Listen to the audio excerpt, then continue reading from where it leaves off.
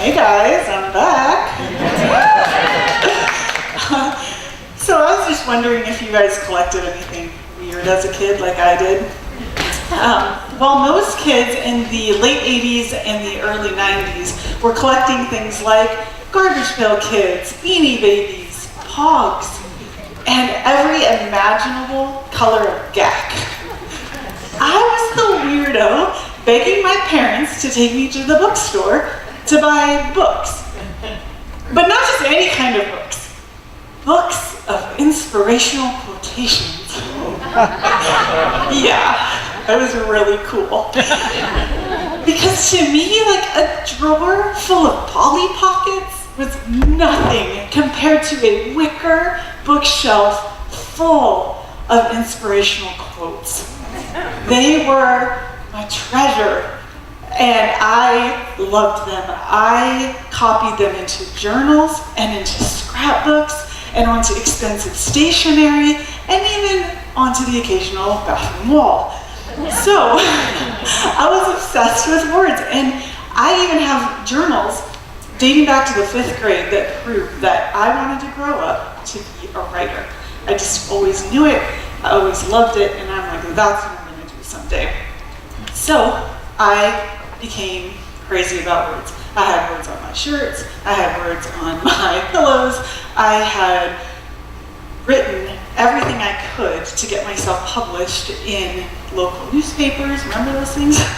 I wrote for my English classes and for contests, and to anyone who would open up snail mail. I mean, I sent mail all the time. And so I continued as I grew older to collect quotes and to journal like a model introvert. And I was even that annoying kid in your English class who, when the time came to give back the papers to the class, they would always read my essays as the example for how it should be done.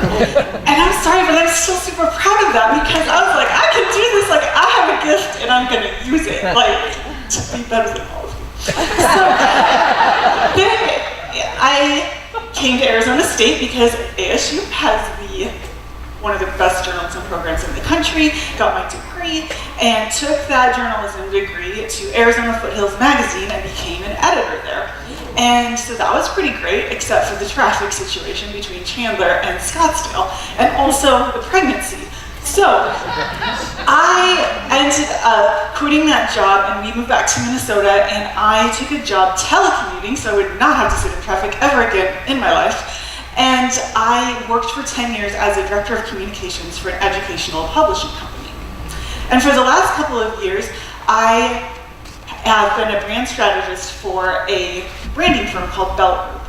And what that means is that I take words from our clients' mouths, our clients who own businesses, I take words out of their mouths and I put words in their mouths in the form of their websites and their taglines and their e-blasts and their emails and their brochures and their collateral, and basically I move words around all day long. Most days I love it, and here's why. Like I have stuck with this thing forever because I've never been able to outrun my childhood compulsion that words matter. They matter a lot. Now, if I could rescue only one quote from my gigantic collection from childhood, it would be this one from British playwright and screenwriter Tom Stoppard. He says, words, they're innocent, neutral, precise, standing for this, describing that, meaning the other. So if you look after them, you can build bridges across incomprehension and chaos. I don't think writers are sacred, but words are. They deserve respect. If you get the right ones in the right order, you can nudge the world a little. So put a pin in there. We're going to get back to that in a minute. And so first I want to welcome you to our second series of Whys. In this series, we are just scratching the surface at the book of Proverbs and all of the wisdom that is in there. Last week, Ryan was up here preaching about how Proverbs 1:7 says that fear of the Lord is the beginning of true knowledge. All wisdom begins by fearing God.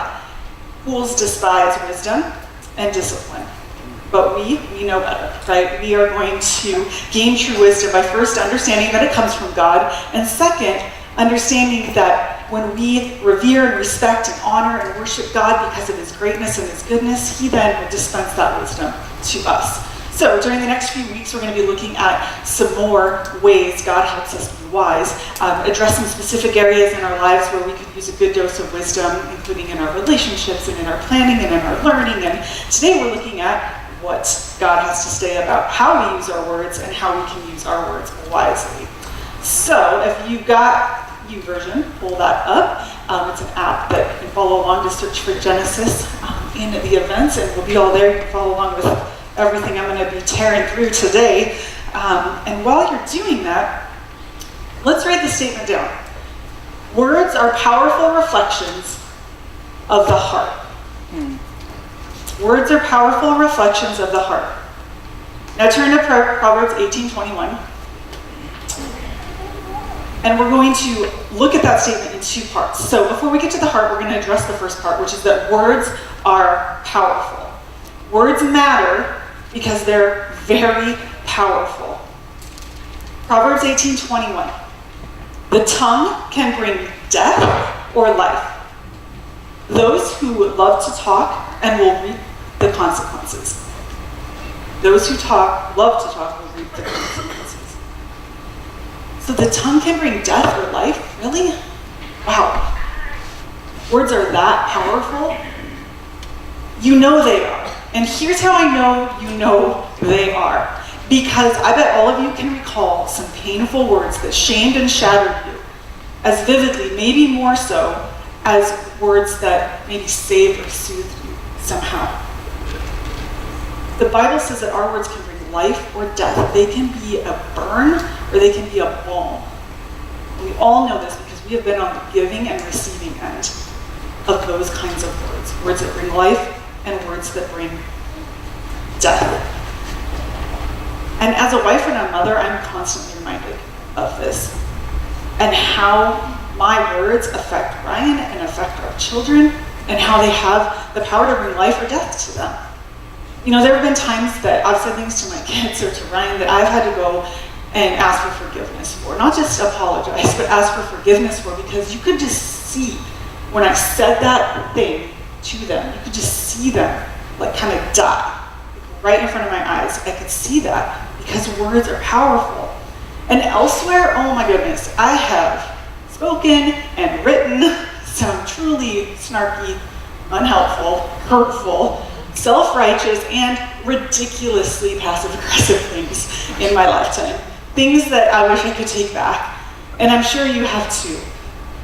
Now, one of the reasons I love that Tom Stopper quote so much is because it motivates me to be better at using my words to bring life to pages and stages and social media and boardrooms and my kids' bedrooms and my neighbors' driveways and anywhere where I have the ability and the opportunity to communicate.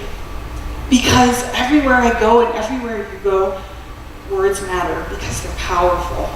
This is what James 3, verses 3 through 7 says about the matter.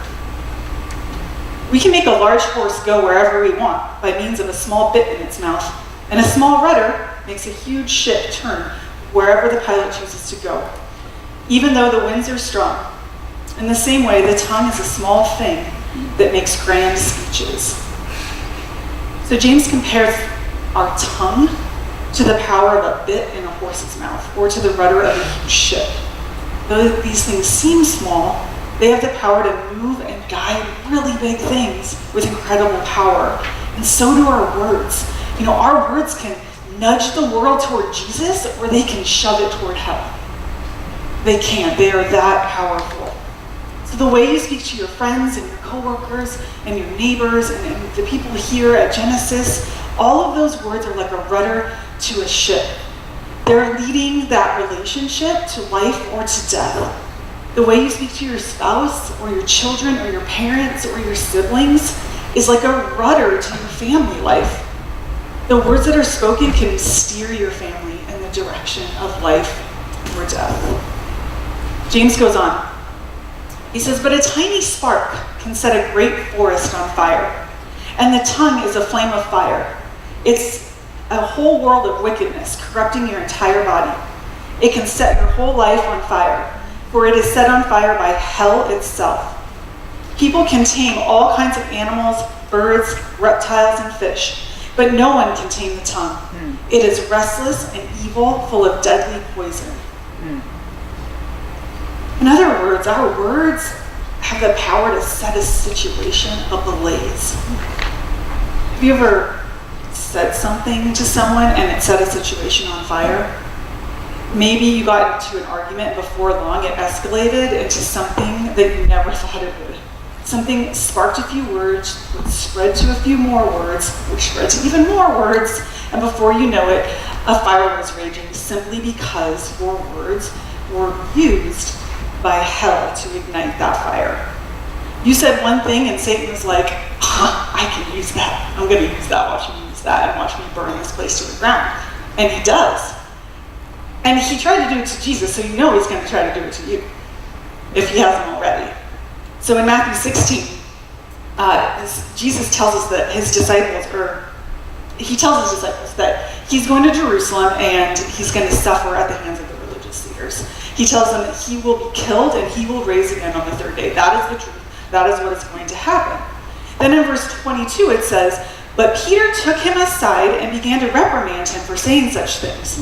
Heaven forbid, Lord, he said, this will never happen to you. Then Jesus turns to him, to Peter, and says, get away from me, Satan. In some translations it says, get behind you, Satan. Because what Jesus knew in that moment was that Peter's words were being used by Satan as an instrument of hell to try to get him to believe something that wasn't true, to try to get him off course. But Jesus' course was set, and he knew this. God's intent was that Jesus would suffer, die, and rise again 3 days later. So Jesus is like, hey, love you, Pete, but zip it. Get behind me. I know where I'm going. I'm not going to play that game. Words are powerful. They can lead to death or life, and if we're not careful, if we're not wise, our words can be used by hell to ignite a fire. So now let's go back to that second part of that statement I had you write down. Words are powerful what? Powerful reflections of the heart. Flip over to Proverbs 15:28. In Proverbs 15:28, God lets us in on something essential to understanding our choice of words. He lets us know that our words are directly connected to the condition of our hearts. Proverbs 15:28 says that the heart of the godly thinks carefully before speaking. The mouth of the wicked overflows with evil words. And in Proverbs 10:20, it says that words of the godly are like sterling silver. The heart of a fool is worthless. Jesus reiterates this truth throughout the Gospels, and in Matthew 6:45 he says this: a good person produces good things from a treasury of good heart, and an evil person produces evil things from the treasury of an evil heart. What you say flows from what's in your heart. So what lies deep in our heart is what's going to come out in our words. You know, if you're bitter, then your words will say so. If you're prideful, then your words are going to prove it. If you're deceitful, then your words will be filled with lies. If you're greedy, then your words will say as much. And the flip side, thankfully, is also true. If your heart is filled with grace and love and forgiveness and mercy and truth and kindness, so will your words. Just watch when a person gets a hold of Jesus' heart. That's wrong. Just watch when Jesus gets a hold of somebody's heart. Watch what happens. One of the first noticeable things that changes about that person is the way they talk. What once was harsh and hard-hearted now has a softness to it. Where there once was foul language, there isn't anymore. And I know this firsthand because I've seen it in people, but I've also seen it in myself. Because when I was a junior in college, I left to study abroad in London. And when I left, let's just say, did not have the most savory mouth on me. It was pretty darn saucy. And so, because Jesus was new to me, right? He was new to me. Living the way he wanted me to live was new to me. But you know what? Four-letter words just weren't. Those were old hat by then. And so after a few days of living in London, and being around a bunch of other sailor-mouthed American students, I just started to go, okay, this sounds weird. God started to change my heart by changing my ears. And I don't know what it was. I don't know if it was just the American accent against, the more demure and quiet and refined British accent, but cussing all of a sudden, just myself and other people, it just started to sound like nails on a chalkboard to me. It sounded awful. And I was like, what am I doing? Like, I profess to know Jesus, and this is what I sound like? So after my first week there, I just made a commitment. I did something that I would later have to tell my kids to do as they grew older. I put my potty mouth in my pocket, and I kept it there. I just stopped cussing. And I developed some self-control along the way. My words changed because Jesus changed my heart. And bonus, people around me started changing too. Like we like to say around here, changed lives, change lives. And that's exactly what happened. Now, full disclosure. So I like to keep it real with you guys. This little habit of mine has recently started to bubble up again in the midst of raising a 10-year-old, a 12-year-old, and a 13-year-old. Okay, now, a closer look at my heart reveals that my cussing around or at them is not about their decision-making or their questionable housekeeping skills. It is about my heart. When I don't have margin in my life, and I am stressed, and I am burning the candle at both ends, it is far easier to reach for the brashest word in moments of parental frustration than it is to tamp it down. You know this. You know this. I can't be alone up here, please. Okay? So words, my four-letter words, they're not just words. They are flaming red flags. They are red flags that say, girl, you have got something else going on. And you need to deal with that. Now, thankfully, I have been working on this. It's gonna be okay. Pray for me. But it's good, it's good. And so I do. When I step back and I have more margin, I have more patience. And I have more control with my words. But again, it's not about the words, it's about what's in my heart. And so if you're saying stuff, it doesn't matter if you're cussing or what it is. It can be anything. Check why. There's a reason. It doesn't just come out of nowhere, okay? So, confession time is over. Let's get back to this, that for better or for worse, words are powerful reflections of our hearts. And thankfully, the book of Proverbs gives us an insight into how we can use our words wisely. So the next 4 things we're going to look at, they can be a way to help you assess your heart, and they can also be things that you can strive for in your conversations and in the things that you write or how you interact with people on social media. All right, so number 1, words of the wise. Wise words are few words.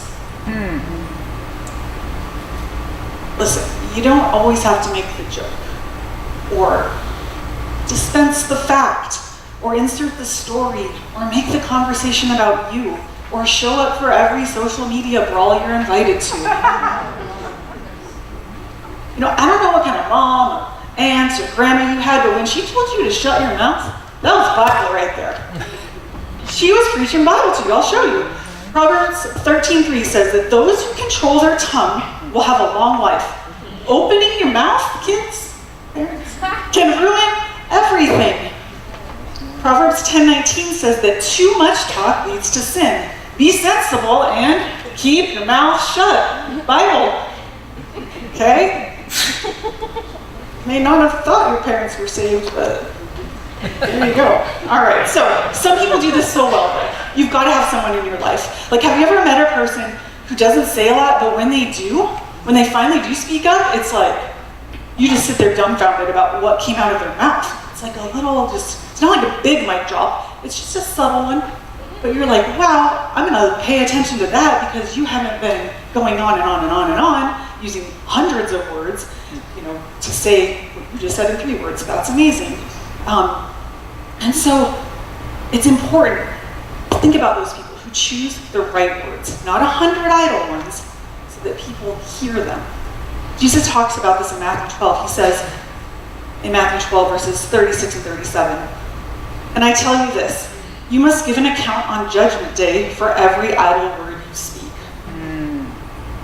Did you know that? I didn't know that till a little while ago. You'll have to give an account on Judgment Day for every idle word you speak. The words you say will either acquit or condemn you. It's been said that in an average day from morning until night, we speak enough words to fill a book of about 50 or 60 pages. In an average year, our words could fill more than 100 books consisting of 200 pages. And I don't know about you, but I think a lot of us could really benefit from filling fewer books with our words. I mean, just imagine what our relationships and our conversations and our social media feeds might look like if we became better listeners and used our words sparingly. Because remember what that Tom Stoppard quote? He said, "Words are precise." Precise. Which leads to a second trait of speaking wisely. Wise words are also thoughtful words. How many of you remember your parents also telling you, think before you speak? How much trouble might we have averted if we had listened to that one? I mean, the truth is we can be awfully careless with our words. We can say and text and post things we really didn't think through, and then try to take them back with comments like, "I didn't really mean it like that," or send like that, my favorite, the pouty face bitmoji, like, "Sorry." But it's all because we didn't stop and think. Your parents were right. They were tapping into the wisdom of God and how we should use our words. Go back to Proverbs 15:28. The heart of the godly thinks carefully before speaking. The mouth of the wicked overflows with evil words. Proverbs 21:23 says, "Watch your tongue and keep your mouth shut, and you will stay out of trouble." Watch your tongue. Be thoughtful. So just slow down a hot second and think about how your words could potentially help or hurt someone, bring life or death, inspire them or shame them. And teach this to your kids. I used to read mine a book called Words Are Not for Hurting. It's a great little book. They also have Hands Are Not for Hitting, but that's another sermon. And so this book, it was great because then if I didn't hear them being thoughtful with their words, I would say to them, words are for helping, not for hurting, which I guess now they could say to me, right? So be thoughtful with your words and you'll be helpful with them too. So great. So wise words are thoughtful words, and they are also truthful words. This can be applied in a couple of different ways. The first way is through our advice. Let's look at what it says in Proverbs 10:31. The mouth of the godly person gives wise advice, but the tongue that deceives will be cut off. The advice that we give to others is something that we shouldn't take lightly. People have access right now to all kinds of loud voices, but do you know what they're really longing to hear? True ones. And we have those words because we have these words. We have the true words, but we have to know them. So if somebody asks for your advice, before you give any, make sure you have a handle on the truth. I've heard people, myself included, give advice that is terrible. I've heard Christians give all kinds of advice on marriage and divorce and pregnancy and dating relationships and parenting and finances and so many other things that are just not true. So be careful. Let's be careful before we start giving advice that may or may not be true. Seek truth on the subject first before we give our opinion and counsel about it. A second area that we can apply the wisdom of using truthful words is by telling the truth. Proverbs 12:19 says, "Truthful words stand the test of time, but lies are soon exposed." I won't belabor this, okay? We need to stop lying to people, for people, and about people, full stop. Because eventually, our lies will be exposed.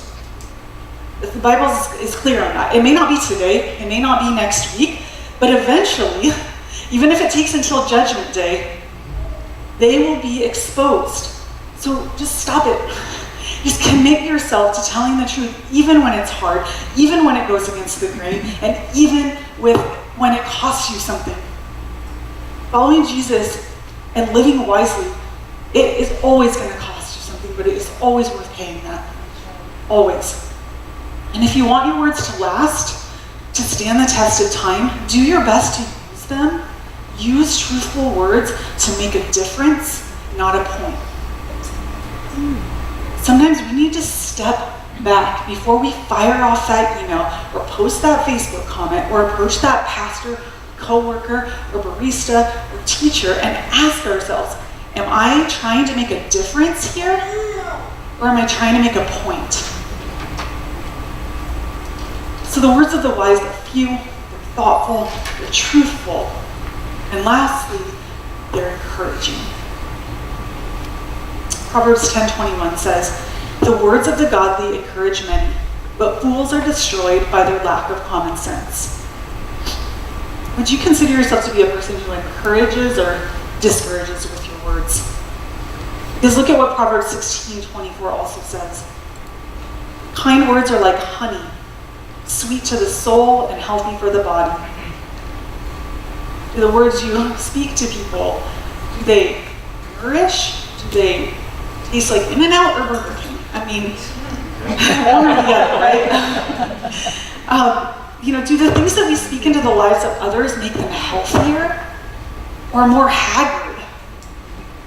Because let's face it, if it's not our encouraging words, then whose words is it going to be?